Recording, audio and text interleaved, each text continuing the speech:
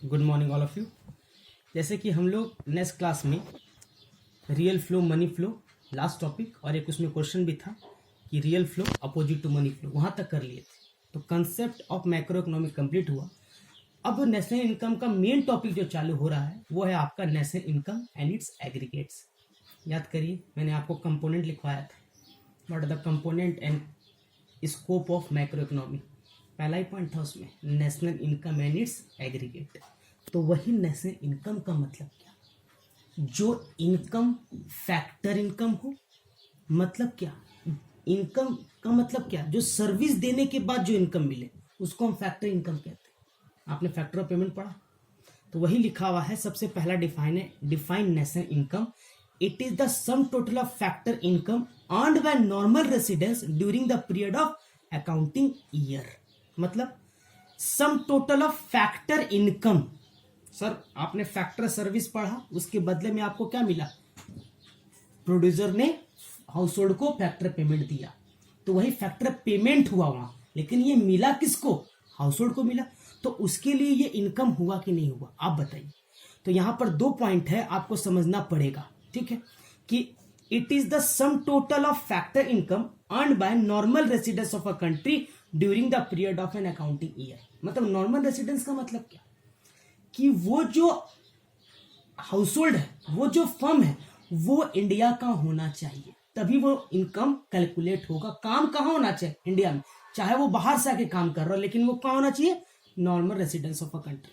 अब आता है नेशनल इनकम का टू इंपॉर्टेंट क्या, वही डिफाइन को हम इंटरप्रेटेड किए हैं कि नेशनल इनकम कौन सा इनकम इंक्लूड कर रहा है, फैक्टर इनकम। फैक्टर इनकम मतलब which are two sided, one sided service and one sided payment. तो जो दे रहा है उसके लिए पेमेंट है, और जो ले रहा है उसके लिए क्या है, इनकम है।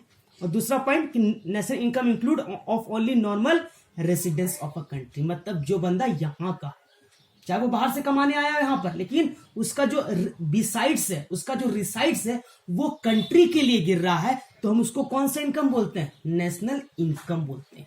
ठीक है, तो सर नेशनल इनकम में दो पॉइंट बहुत इंपॉर्टेंट पढ़े हम लोग, एक तो पढ़े फैक्टर इनकम और एक पढ़े क्या, normal residence of a country.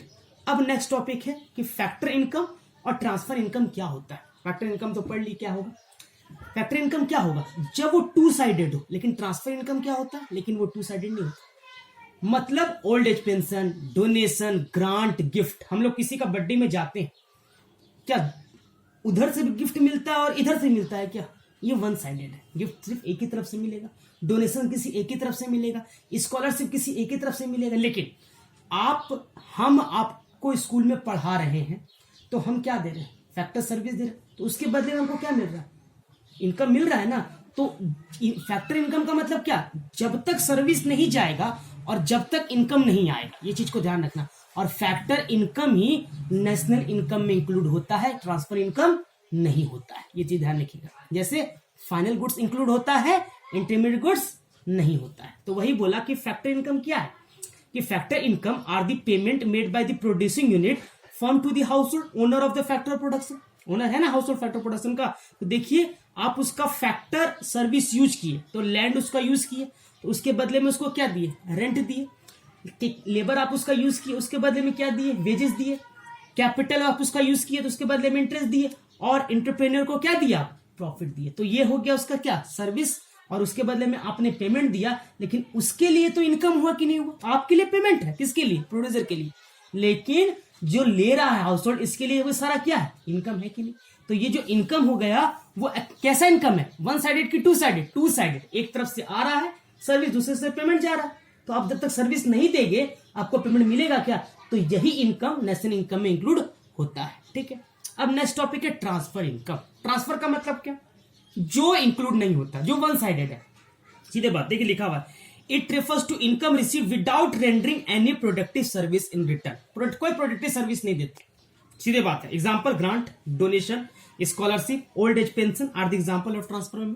मतलब जो वन साइडेड हो, क्या ग्रांट हम दे रहे हैं, ये हम फिर हमको वापस मिलेगा क्या, डोनेशन हम दे रहे हैं हमको वापस मिलेगा क्या, स्कॉलरशिप आपको मिलता है वापस मिलता है क्या, आप उसके बदले में कुछ दे रहे हैं क्या, नहीं ना। ओल्ड एज पेंशन मिलता है ना भाई, पेंशन अभी इतना सारा पेंशन मिल रहा है ना, तो ये जो सारा पेंशन है वो क्या है मेरा, वो ट्रांसफर इनकम का पार्ट है। ये चीज को ध्यान रखिएगा। तो इसी पे एक डिफरेंस हम लोग तुरंत देखेंगे।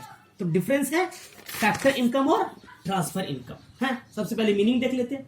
ये कैसा इनकम है? जब हम फैक्टर सर्विस दे रहे हैं, है ना, तब वो इनकम है। लेकिन यहां पर कोई फैक्टर सर्विस दे रहे हैं क्या? विदाउट रेंडिंग एनी फैक्टर और productive service in return. Nature, ये कैसा नेचर का है?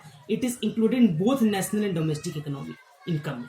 तो जब नेशनल में भी और डोमेस्टिक में भी काउंट होता है, लेकिन it neither include national income और नॉर डोमेस्टिक इनकम। कंसेप्ट क्या है? ये अर्निंग का कंसेप्ट है और ये रिसीप्ट का, क्योंकि अर्न है ना, जब तक आप मेहनत नहीं करेंगे जब तक अर्न कर पाएंगे क्या? लेकिन ये तो क्या सीधे आएगा पैसा आपके अकाउंट में। Receipt, it is receive by factor of production, land, labour, capital, entrepreneur. इसका क्या है? हाउस होल्ड, और किससे रिसीव करेंगे हम?